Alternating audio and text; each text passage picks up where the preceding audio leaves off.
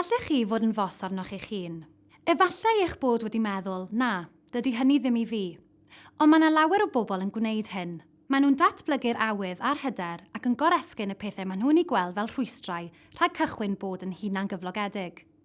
Gadewch i ni edrych ar beth sy'n angenrheidiol mwyn bod yn fos arnoch eich hun. Does dim disgrifiad swydd penodol ar gyfer y perchenog busnes perffaith. Mae pawb yn wahanol.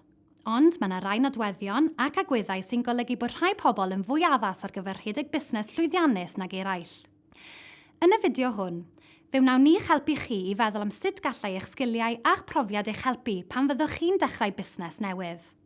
Pa nodweddion sy'n dod i'ch meddwl chi pan fyddwch chi'n meddwl am bobl fusnes lwyddiannus? Dyma rai o'r geiriau sy'n cael eu defnyddio'n aml i ddisgrifio pobl sydd wedi llwyddo ym myd busnes.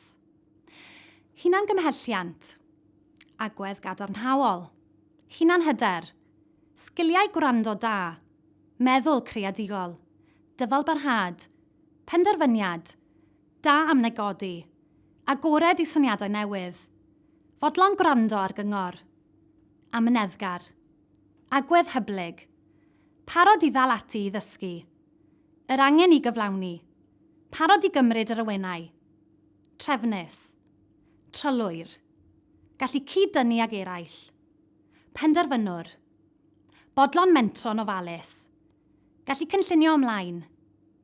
Ydych chi'n credu bod rhai o'r rhinweddau yma'n eich disgrifio chi? Treiliwch ychydig o funudau'n gwneud yr ymarfer a asesu'ch rhinweddau personol. Mae'n gwis syml a fydd yn eich helpu chi i feddwl amdanoch eich hun a pha mor addas ydych chi ar gyfer rhedeg eich busnes eich hun. Pob lwc!